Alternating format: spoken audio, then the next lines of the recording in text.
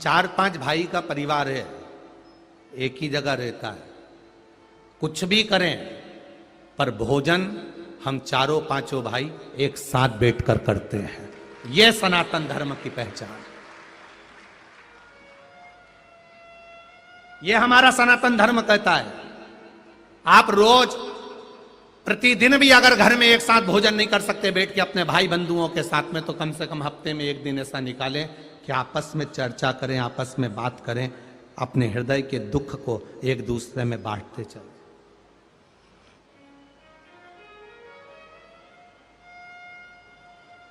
अपने हृदय के दुख को एक दूसरे को बांटते चलें। विश्वास जागृत करते चलें। कितना ऊपर उड़ रहा है गिद्ध, कितना ऊपर उड़ रहा है कौआ, पर नीचे देख रहा है तो मांस के टुकड़े देख रहा है, मांस के छितड़े देख रहा है। और ये हंस इतना ऊपर नहीं उड़ रहा है, सरोवर में मोती ढूंढ रहा है। आपसे निवेदन है, जब भी सत्संग में जाना, कथा में जाना, कीर्तन में जाना, मंदिर में जाना, देवालय पर जाना, गुरु के दरवाजे पर जाना, तो उसमें बुराई मत ढूंढना, प्रयास करना वहां से कुछ अच्छा ग्रहण कर कर लेकर आए, जिससे हमारी जिंदगी सार्थक हो।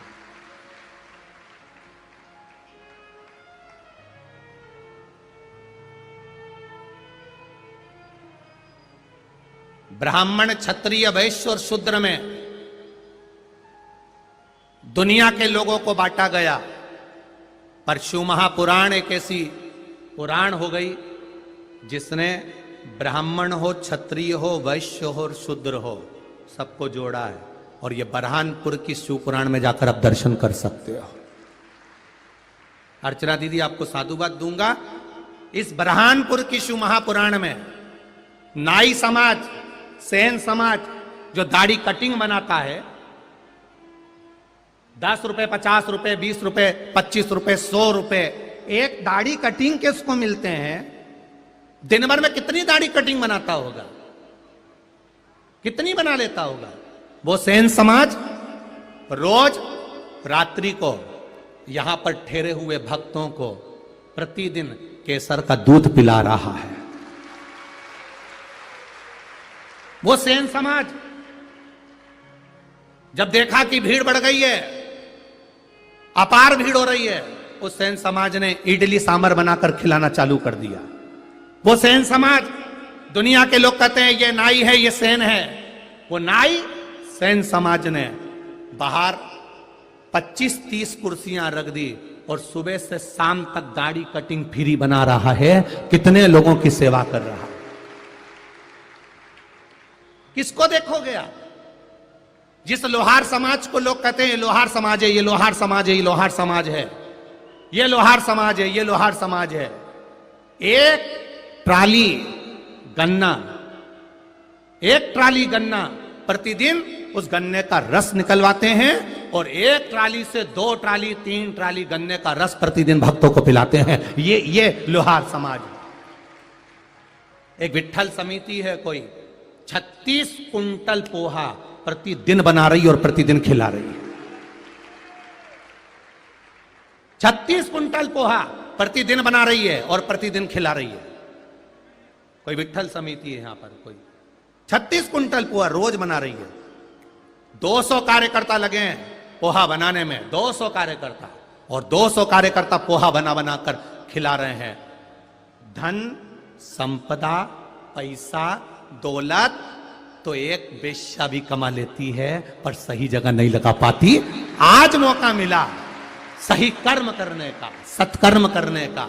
ये धन, ये गाड़ी, ये बंगला, ये जायदाद, ये सत्ता, ये वैभव तुम्हारा यहीं छूट जाना है। कोई नहीं पूछेगा तुम्हारे पास में कितना है, पर तुमने ये 2 हाथों से जो आज धर्म कर दिया। आज कथा का 6ठा दिन हो जाएगा। 2 बजे से 5 बजे तक कथा चलेगी। कल कथा सवेरे 9 बजे से 12 बजे तक हो जाएगी।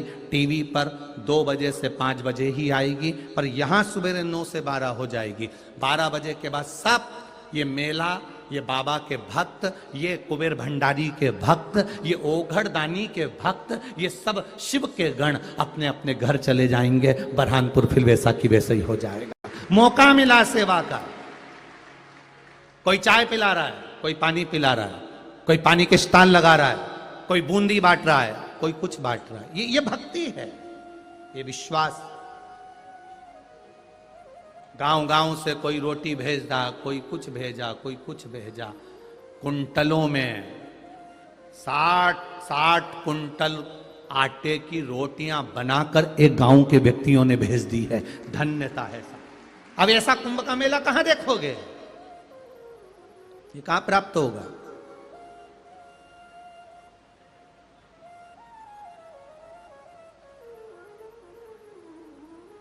चर्मकार समाज ने पानी का स्टॉल लगा रखा है, वाल्मीकि समाज ने चाय का स्टॉल लगा रखा है, विश्वकर्मा समाज, प्रजापति समाज, सब एक हैं। और ये शंकर ने जोड़ रखा है, ये शिव ने जोड़ा। और आप सबको निमंत्रण दूंगा 16 फरवरी से 22 फरवरी तक जो सीहोर में रुद्राक्ष उत्सव हो रहा है, देखना, दर्शन करना। और मौका मिले तो एक दिन आकर कुबेरेश्वर धाम का रुद्राक्ष जो निःशुल्क मिलता है, पूरी दुनिया का रुद्राक्ष लो और एक कुबेरेश्वर धाम का रुद्राक्ष मात्र पानी में डालकर लीवर, किडनी आदि आदि बीमारी हो, रोग हो, घर हो, परिवार हो, गले में, उस रुद्राक्ष की महत्वता को समझो। वो कुबेर भंडारी के घर का है, उसकी कोई कीमत नहीं है। बस इतना जरूर है, कई लोग कह देते हैं ये सीहोर का रुद्राक्ष है या ये कुबेरेश्वर धाम का रुद्राक्ष है। सीहोर का रुद्राक्ष सीहोर से कुबेरेश्वर धाम की ही भूमि से निःशुल्क मिलता है, उसका कोई पैसा नहीं होता। कोई तुमसे कहे कि वहीं का रुद्राक्ष है, ले लो, पैसा दे दो, गलत। आप आओ 16 फरवरी से 22 फरवरी, पर निवेदन है सोने चांदी की रकम पहनकर नहीं, भगवान के भजन की रकम पहनकर आना और भक्ति की रकम पहनकर आना। आइए 16 फरवरी से 22 फरवरी तक टीवी पर कथा आएगी 1 बजे से 4 बजे तक। और आकर कुबेर भंडारी की उस कंकर शंकर की भूमि का स्पर्श करिए, दर्शन करिए, फुलेरा दूज मनाइए, शिवरात्रि मनाइए और बाबा के धाम पर आकर अविरल भक्ति का लाभ लीजिए। अविरल भक्ति। सीहोर की प्रत्येक समाज की धर्मशाला, ऐसी कोई समाज नहीं जिस समाज की धर्मशाला सीहोर में खुली नहीं है। प्रत्येक धर्मशाला सारे भक्तों के लिए निःशुल्क खोली गई हैं। आप पूरे सीहोर में कहीं पर भी रुक सकते हैं। सीहोर में ना रुकें तो कथा स्थल पर व्यवस्था, पंडाल आदि की व्यवस्था वहां पर भी करी गई है। बस आपसे एक ही निवेदन है कि आप धैर्यता से, रास्ती से, आनंद से मेरे देव अधिदेव महादेव की कंकर शंकर की भूमि पर पधार कर अपने दिल की बात मेरे महादेव को कहकर एक बार अपने यहां जरूर जाए। शिव तत्व को धारण, ये मौका मिला है करने का।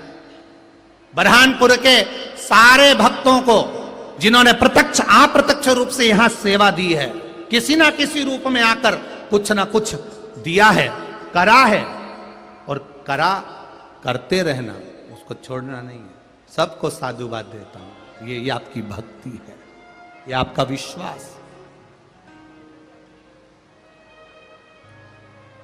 तो कहे ना, अरे लुटा दिया भंडार काशी,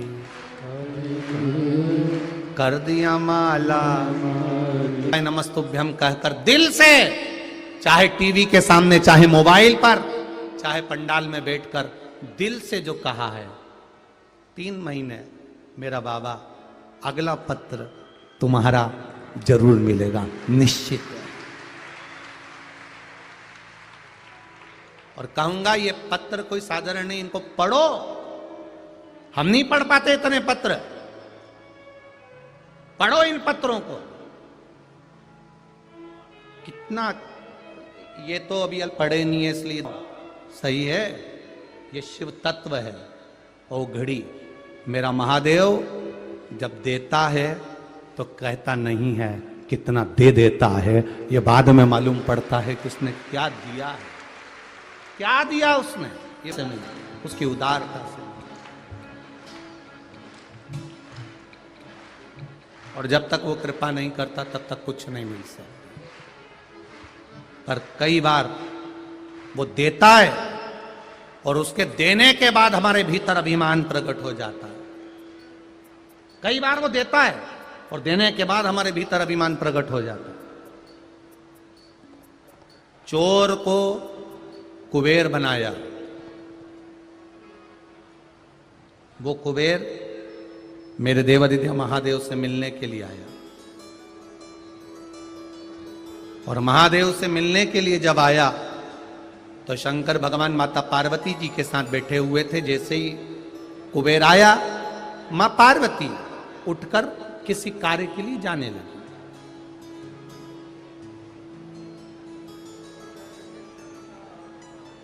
माता पार्वती जा रही हैं। अब पार्वती मैया क्या कर रही हैं? कार्तिकेय जी के साथ बैठकर सत्संग कर रही हैं, बात कर रही हैं, चित्त कर रही हैं।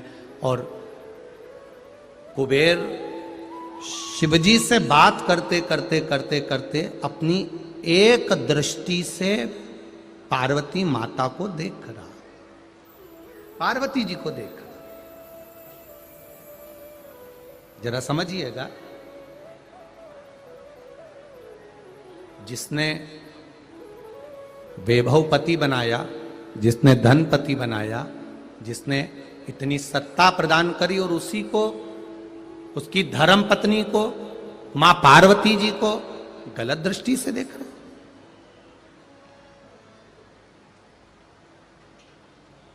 मां ने देखा कि कुबेर मुझे देख रहा, एक दृष्टि से गलत दृष्टि से देख रहा। क्रोध आ गया और माता को क्रोध आया, और मां ने कुबेर की एक आंख को भस्म कर दिया, लाल पड़ गई पूरी आंख। शिवजी ने पूछा, पार्वती तुम ये क्या कर रही हो? ये कुबेर है, कुबेर।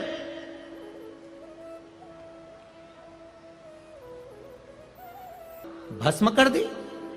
पार्वती जी कहती हैं, बाबा भोलेनाथ जी, आपने चोर को कुबेर बनाया, धनपति बनाया, वैभवपति बनाया, सत्तापति बनाया, सब कुछ आपने कुबेर को दिया, और कुबेर आपने दिया और आपकी धर्म पत्नी पर गलत दृष्टि दे रहा है। ये कहां की श्रेष्ठता?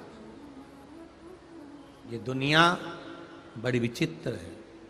आप जिसका साथ देते हो, जिसको आगे बढ़ाने का प्रयास करते हो, जिसको अग्रण्यता देने का प्रयास करते हो, एक दिन वही आपको डसने का प्रयास करता है। ये आपको डसने का प्रयास करता है।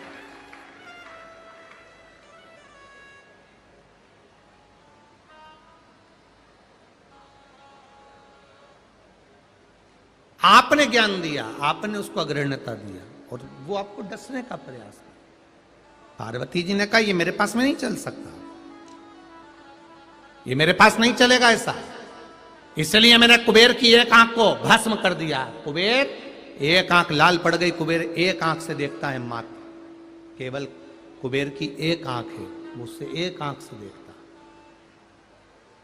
क्योंकि तू गड़बड़ कर गया।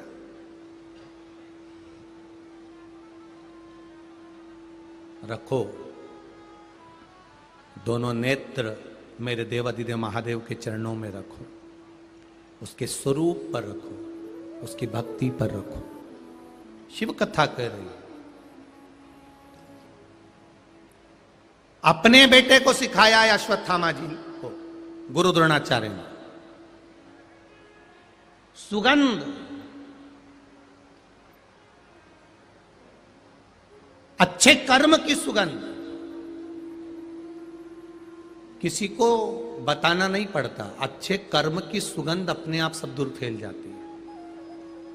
कोई कोई बरहानपुर में भी कोई कोई माँ ऐसी होगी, कोई कोई बहू ऐसी होगी जो अपने बच्चे को पढ़ाती होगी, अपने बच्चे को पढ़ाती होगी, और बच्चे को जब अच्छे से पढ़ाती होगी, उसके नंबर अच्छे आते होंगे, कंपटीशन एग्जाम में वो बच्चा अच्छे से पास हो जाता होगा, तो मोहल्ले की कई माताओं को मालूम पड़ता होगा कि उनकी बहू बहुत अच्छा पढ़ाती है, उनकी बहू बहुत अच्छा पढ़ाती है, वो अपने बच्चे को बहुत अच्छा पढ़ाती है। तो धीरे से बात ही बात में लोग कह देते हैं, क्यों, क्या तुम मेरे बेटे को पढ़ा दोगी क्या? बोलो, होता है कि नहीं होता? ऐसा होता है ना? क्या तुम मेरे बच्चे को पढ़ा दोगी क्या? तुम मेरे बच्चे को पढ़ा दोगी? अपने बच्चे को पढ़ाते पढ़ाते वो कह देती है, अच्छा भेज देना, मैं पढ़ा दूंगी। अब वो दूसरे का बच्चा आ गया, दूसरे के बाद तीसरे का आ गया, तीसरे के बाद चौथे का आ गया, चौथे के बाद पांचवे का आ गया। धीरे धीरे धीरे धीरे उसने सोचा नहीं था कि मैं अपनी खुद की कोचिंग क्लासेस खोल लूंगी और खुद ट्यूशन पढ़ाना चालू कर दूंगी, और बाबा चालू करवा देता। अपने बच्चे को ज्ञान दिया, अपने बच्चे को श्रेष्ठ बनाने का प्रयास किया, अपने बच्चे को सुधारने का प्रयास किया। और जब हम अपने बच्चे को श्रेष्ठ बनाने का प्रयास करते हैं, उसकी जो सुगंध होती है वो सब जगह फैल जाती है। वही सुगंध अश्वत्थामा की हस्तिनापुर तक पहुंच गई। हस्तिनापुर से भीष्म पितामह ने दूतों को भेज दिया, गुरु द्रोणाचार्य को बुलाया गया। गुरु द्रोणाचार्य जब जाने लगे तो गुरु द्रोणाचार्य ने कहा कि मेरा बेटा अश्वत्थामा भी मेरे साथ जाएगा। अश्वत्थामा को भी ले जाने लगे।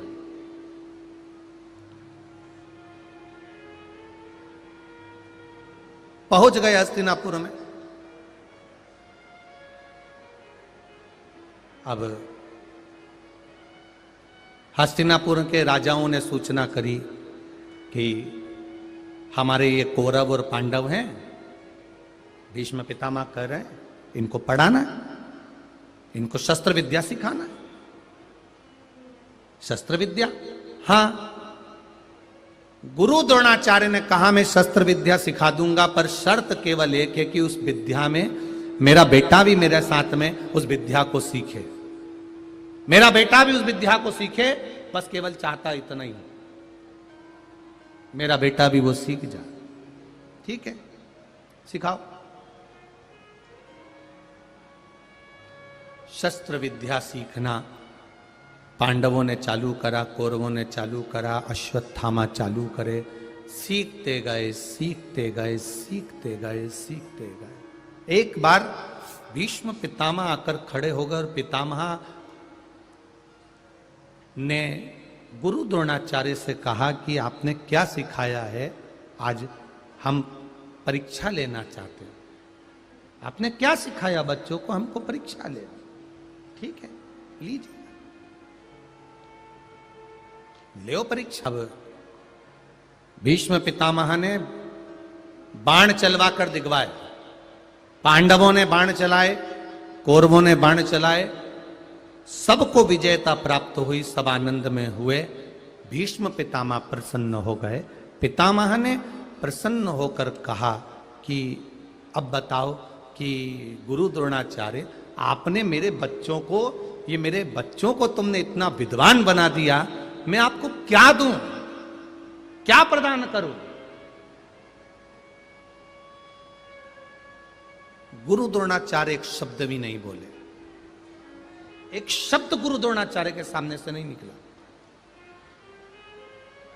अश्वत्थामा जो विद्या सीखने में लगे हुए थे, उन्होंने भीष्म पितामह के पास जाकर प्रणाम कर कर हाथ जोड़कर कहा, मैंने भी शस्त्र विद्या सीखी है, आप एक बार मेरी भी शस्त्र विद्या तो देखो। आपने अपने बच्चों की देखी है, मेरी भी तो शस्त्र विद्या देखो। ठीक है अश्वत्थामा, खड़े हो जाओ।